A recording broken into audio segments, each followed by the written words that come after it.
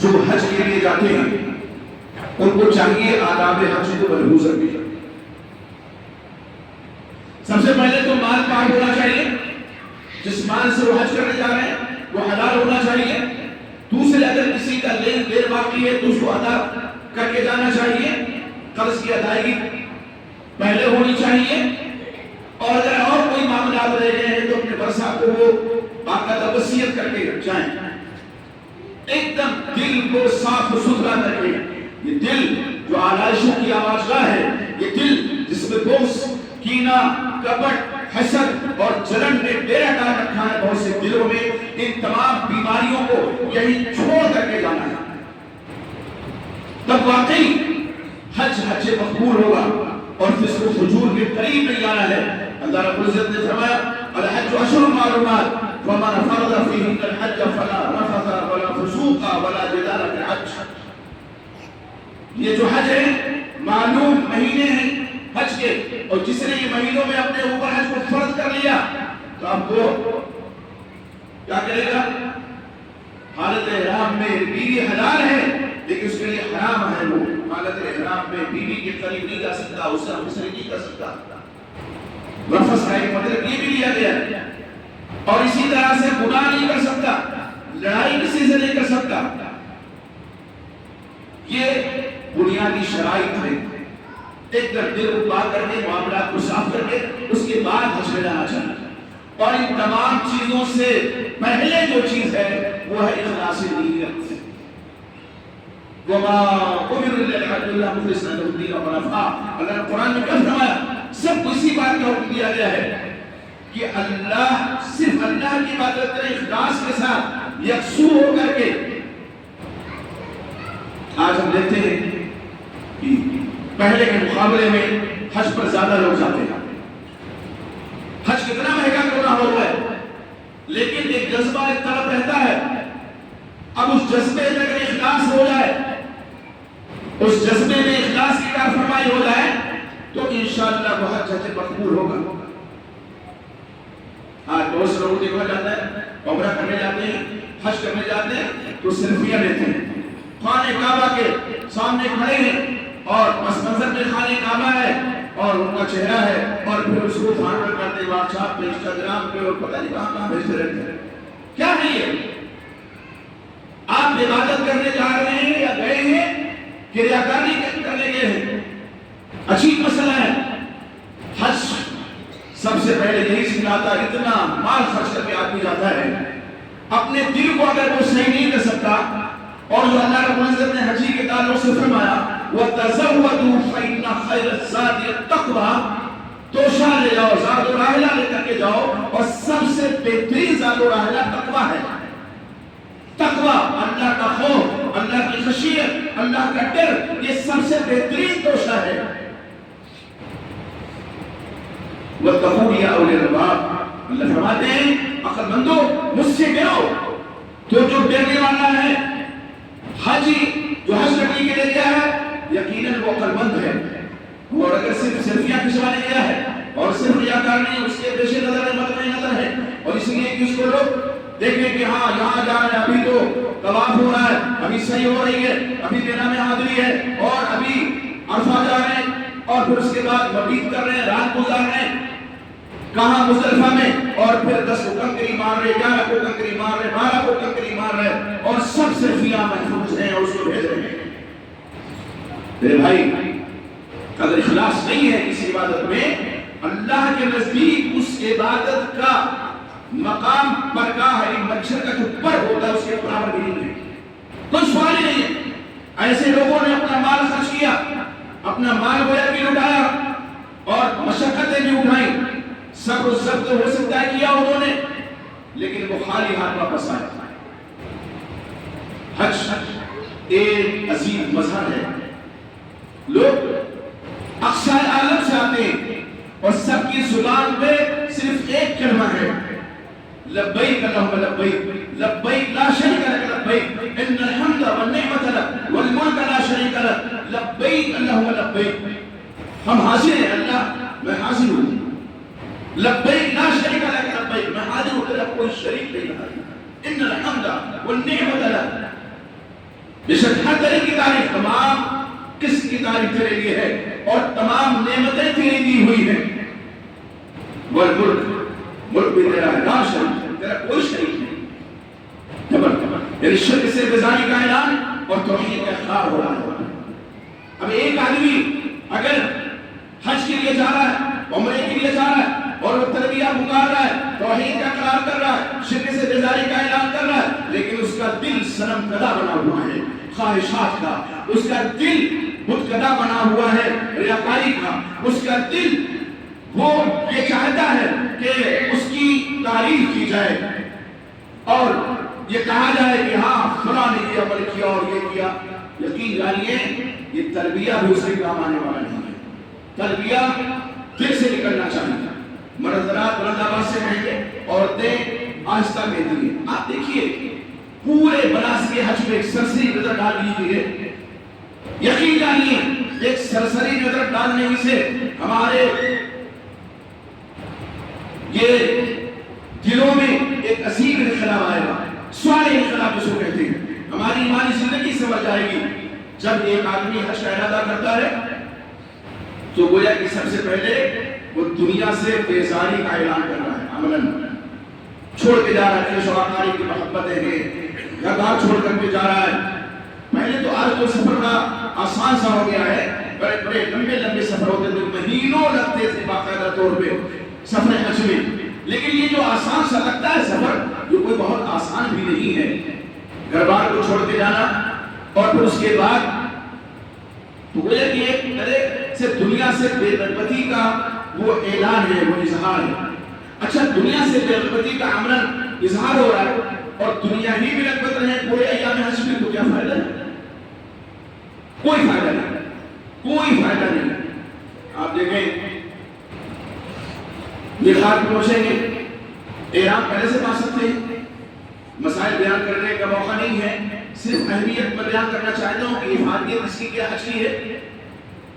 تو حج کے جو مناسک ہیں اس کو پورے ادا کرتا ہے. وہ تمام مناسک میں دیکھیے ایک چیز جو سب سے زیادہ کام فرما ہے وہ صبر ہے. تو حج ہمیں صبر سکھاتا ہے. صبر، پریشانیوں پر صبر، سفر کی مشقتوں پہ صبر. ہو سکتا ہے کہ سفر میں کوئی اور مزید دشواری آ جائے، اس پر صبر. پھر طواف بھی اب کوئی آسان کام نہیں رہ گیا ہے، بھیڑ بہت ہوتی ہے. صفا مروا کی صحیح اور اسی طرح سے منی پہنچنا، مزدلفہ وہاں پہنچنا، عرفہ پھر واپسی اور پھر کرکری مارنا، تو ازدحام بھیڑی بھی رہے. لیکن آدمی صبر کرتا ہے، کسی کو گالی گلوچ نہیں کرتا. اور ایام حج میں سب سے زیادہ ضروری جو چیز ہے اخلاص کے بعد وہ اپنی زبان پر کنٹرول ہے. یہ یہاں زبان تکلیف ہو سکتی ہے. ہم طواف کر رہے ہیں، ہاتھ طواف کر رہے ہیں، ہو سکتا ہے کسی کا پیر پڑ جائے ہمارے پیر پہ، ٹھیک ہے. اب آستینیں چڑھا لینا، ناک بھون چڑھا لینا اور اس کو باقاعدہ طور پہ ڈانٹنا ڈپٹنا، یہ ایک حاجی کا شیوا نہیں ہو سکتا ہے. وہاں باہم تعاون کی ضرورت ہے. جان بوجھ کر کے کوئی کسی کے پیر پہ پیر نہیں رکھتا ہے. اچانک اس کا پیر پڑا ہے، لیکن آپ اپنے ملک میں نہیں ہیں، آپ اپنے شہر میں نہیں ہیں، آپ اپنے محلے میں نہیں ہیں. آپ کہاں ہیں؟ خانہ کعبہ کے چلوں میں ہیں. آپ کہاں ہیں؟ اس روحانی مجلس میں ہیں کہ جن پر سایہ فقط فرشتے ہوتے ہیں. آپ کہاں ہیں؟ بیت اللہ کے جوار میں ہیں. آپ کہاں ہیں؟ کعبۃ اللہ کے پڑوس میں ہیں. آپ کہاں ہیں؟ آپ کی زبان پہ قرآن مجید کی تلاوت ہے، آپ کی زبان پہ ذکر و اذکار ہے، آپ کی زبان پہ استغفار ہے، آپ کی زبان پہ توبہ ہے، التجا ہے، فریاد ہے. اور اس فریاد اور التجا اور استغفار اور تلاوت قرآن مجید کے دوران اگر کوئی ہلکی سی تکلیف پہنچ جائے پھر سب پر پانی پھیر دینا، یہ کون سی عقل ہوتی ہے؟ ذرہ برابر اس کو عقل مندی نہیں کہیں گے. وَتَقُولُ لَقَوْلِ الْعَبَادِ اللہ نے فرمایا ہم تو مجھ سے ڈرو. ہر حال میں ڈرنا ہے، وہاں پہ صبر کا مظاہرہ کرنا ہے، ایک دوسرے کے کام آنا ہے. بہت سے حاجی بھٹک جاتے ہیں، اگر آپ کو معلوم ہے، ان کی منزل معلوم ہے، ان کا ہوٹل معلوم ہے، ان تک پہنچائیے، یہ کار ثواب ہے. تو اس طرح سے صبر ہونا چاہیے. اور ایک عظیم مظاہرہ جو اس وقت ہوتا ہے کہ سب کے جسم پر ایک ہی طرح کا لباس ہے. وقت کا بادشاہ ہے وہ، اپنے ملک کا، تو بھی اسی لباس میں ہے وہ حالت احرام میں. ایک چادر بغیر سلی ہوئی وہ پہنے ہوئے ہیں اور ایک چادر یہاں کندھے سے ڈالے ہوئے ہیں، ہاں طواف قدوم میں دائنا ہاتھ کھل جائے گا، لیکن ہے سب ایک بھی لباس میں، بغیر سلا ہوا لباس۔ کتنا عظیم مظاہرہ ہے اس بات کا، اسلام میں مساوات ہے، اسلام میں برابری ہے۔ تو حج ہمیں کئی اسباب دیتا ہے، صبر کا سبق ہے اور مساوات کا درس اور سبق ہے۔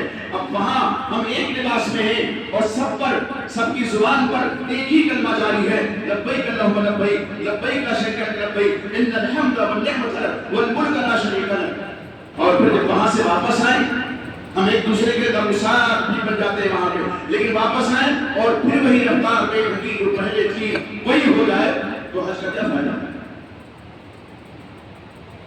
ایک دوسرے سے غمگساری کا درس بھی ہمیں حج میں ملتا ہے۔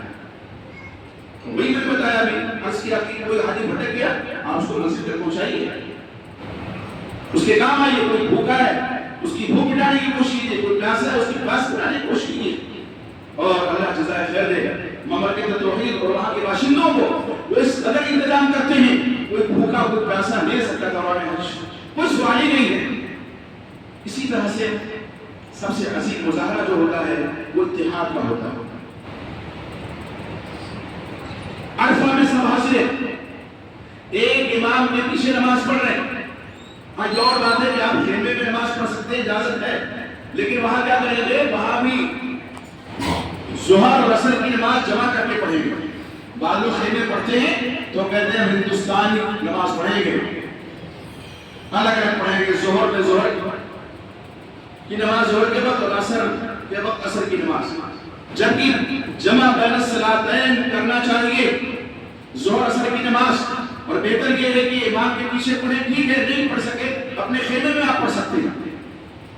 خطبہ سننے کی کوشش کیجیے، خطبہ اس وقت کا حج کا جو خطبہ ہوتا ہے وہ ایک منشور ہوتا ہے پوری دنیا کے لیے۔ اللہ کے نبی محمد صلی اللہ علیہ وسلم نے جو حج کا خطبہ دیا تھا پوری دنیا کا وہ منشور بن گیا۔ آپ صلی اللہ علیہ وسلم نے جاہلیت کے تمام امور کو اپنے پیروں تلے رولا تھا، آپ نے سود کی حرمت بیان کی تھی وضاحت کے ساتھ، اور پھر آپ صلی اللہ علیہ وسلم نے سوال کیا تھا صحابہ کرام سے، ای یوم ھذا ای بلد ھذا ای شہر ھذا، ہم آپ ہوتے وہی جواب دیتے، ہم کیا کہتے؟ اگر پوچھا گیا تھا کہ یہ کون سا شہر ہے، ہم کہتے مکہ ہے، بلد حرام ہے، صحابہ نے یہی کہا۔ آپ نے پوچھا کون سا مہینہ ہے، صحابہ نے کہا ذوالحجہ کا مہینہ ہے۔ آپ نے پوچھا یہ کون سا دن ہے، صحابہ نے کہا یوم النحر ہے، قربانی کا دن ہے۔ کب کہا تھا؟ جب آپ صلی اللہ علیہ وسلم نے کہا تب جواباً کہا۔ آپ صلی اللہ علیہ وسلم کیا کہا؟ ایو بلد ھذا، صحابہ پاپا سے ادب خاموش ہے۔ ہو سکتا ہے اس کا نام دوسرا رکھ دیا جائے۔ آپ نے پوچھا الیس بلد الحرام، کیا یہ بلد حرام نہیں ہے؟ قالوا بلا، لوگوں نے کہا کیوں لگتا ہے کہ رسول یہ بلد حرام ہے؟ اور جب آپ نے پوچھا یہ کون سا مہینہ ہے، پھر صحابہ پاپا سے ادب خاموش ہیں اور جواب نہیں دے رہے ہیں۔ وہ کہتے ہیں ہم یہ سمجھتے تھے کہ اس مہینے کا نام ذوالحجہ کا نام آپ صلی اللہ علیہ وسلم ہو سکتا ہے کچھ اور رکھے، اللہ کچھ اور اس کا نام رکھے، لیکن آپ نے جب پوچھا الیس ذوالحجہ، کیا یہ ذوالحجہ کا مہینہ نہیں ہے؟ ہم نے کہا بلا، کیوں نہیں اللہ کے رسول؟ پھر آپ نے پوچھا ای یوم ھذا، یہ کون سا دن ہے؟ پھر پاپا سے ادب خاموش ہیں، اور یہ ذہن میں بات ہو سکتا ہے کہ دن کا نام بدل جائے۔ آپ نے پوچھا الیس یوم النحر، یہ قربانی کا دن نہیں ہے؟ اور بلا، لوگوں نے کہا کیوں اللہ کے رسول؟ اور پھر آپ کو جو پیغام پہنچانا تھا، دیکھیے کتنا پیارا اسلوب آپ صلی اللہ علیہ وسلم نے اپنایا، سوال کیا اور جواب چاہا، اور جب جواب نہیں دیا تو جو جواب آپ نے دیا اس کی تائید صحابہ کرام نے فرمائی۔ اب تمام صحابہ کرام باقاعدہ طور پر دل و دماغ کے ساتھ متوجہ ہو گئے، اور آپ صلی اللہ علیہ وسلم نے فرمایا فَإِنَّ دِمَاءَكُمْ وَأَمْوَالَكُمْ وَأَعْرَاضَكُمْ حرام علیکم کحرمت یومکم ھذا فی شہرکم ھذا فی بلدکم ھذا۔ تو لوگوں سن لو، بے شک تمہارا آپس میں خون بہانا، تمہاری عزتیں آپس میں اور تمہارا مال آپس میں، کوئی کسی کا مال نہیں کھا سکتا حرام طور پر ہڑپ کر کے۔ یہ ایسے ہی حرام ہے جیسے یہ دن حرمت کا ہے، یہ مہینہ حرمت کا ہے، اور یہ بلد حرام ہے، مکہ حرمت کا شہر ہے۔ تین حرمتیں اکٹھا ہیں، تاکید تر تاکید تر تاکید ہے، اور آپ صلی اللہ علیہ وسلم کیا ہے؟ مسلمان ایک دوسرے کی خون بہانے کو حرام قرار دے رہے ہیں۔ آپ صلی اللہ علیہ وسلم ایک دوسروں کی عزت اچھالنے کو حرام قرار دے رہے ہیں۔ آپ صلی اللہ علیہ وسلم ایک دوسرے کا مال ہڑپ کرنے کو حرام قرار دے رہے ہیں. یہ خطبہ ہمیشہ ایک حاجی کے ذہن میں آپ صلی اللہ علیہ وسلم کا رہنا چاہیے. آپ نے کئی خطبے دیے تھے لیکن وہ منتخب کا ایک خطبہ تھا اور یہ یاد رکھنا چاہیے.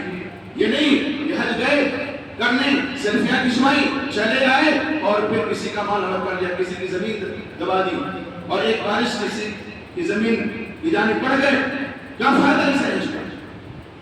تو اتحاد کا جو مظاہرہ ہے وہ بھی ہوتا ہے. اتحاد آج میں بات ختم کرنے والا ہوں. ایک نعرہ بن چکا ہے.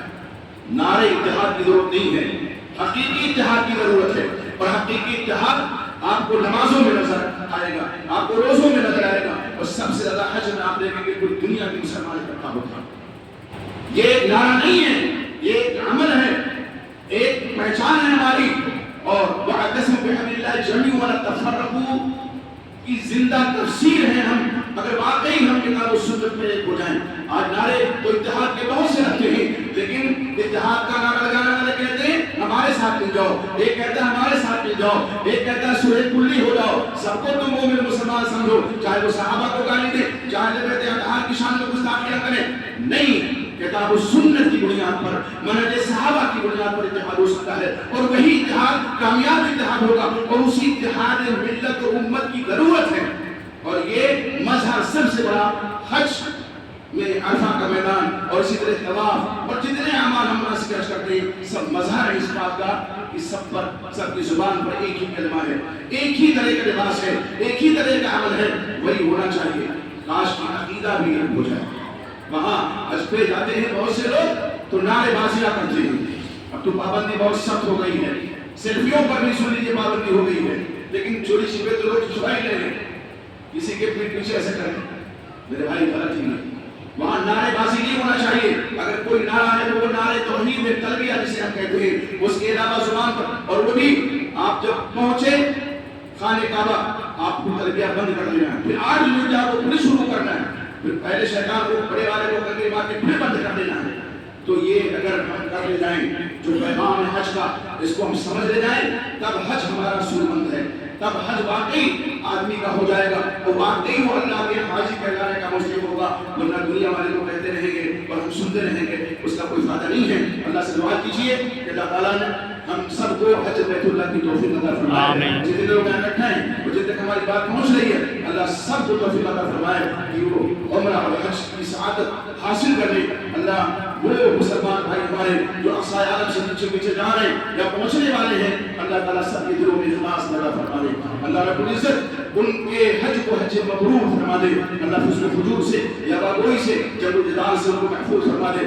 اللہ نعرے توحید کے علاوہ کوئی اور نعرہ ان کی زبان پہ نہ آئے, اللہ رب العزت سے انتظام فرما دے. اللہ تعالیٰ جب تک زندہ ہے ہمیں توفیق عطا فرما کہ ہم ایمان کے حالت میں زندہ رہیں, اور جب ہم اس دنیا سے جانے لگیں تو ہم سب کے لبوں میں اشہد ان لا الہ الا اللہ واشہد ان محمدا عبدہ ورسولہ وجاہدہ.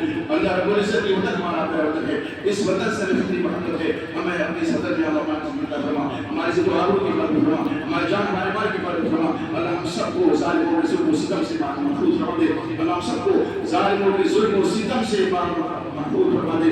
اللهم انا نجعلك في نحورهم ونعوذ بك من شرورهم. اللهم انا نجعلك في نحورهم ونعوذ بك من شرورهم. اللهم انا نجعلك في نحورهم ونعوذ بك من شرورهم. اللہ رب ہماری صفوں میں حقیقی اتحاد پیدا فرما دے, حقیقی اتفاق پیدا فرما دے. اللہ توحید پر ہم نامزد رہیں, توحید کے راستے پہ, سنت کے راستے پر چلتے رہیں, منہج صحابہ ہمارا منہج بن جائے. اللہ ہم سب کسی کو توفیق عطا فرما.